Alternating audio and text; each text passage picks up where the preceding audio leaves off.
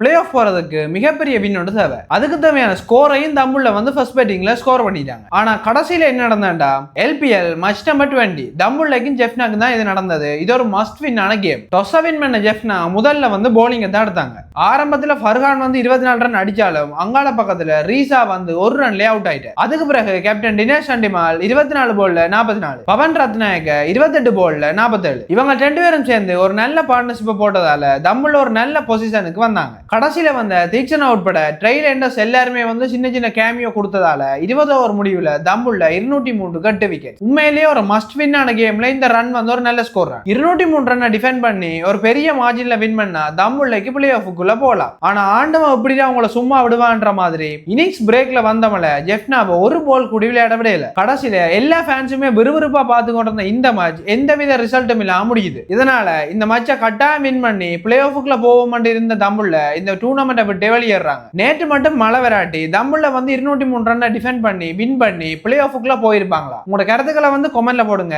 இதே மாதிரியான cricket அப்டேட்டுக்கு cricket பேஜை வந்து ஃபாலோ பண்ணி வச்சுக்கொள்ளுங்க.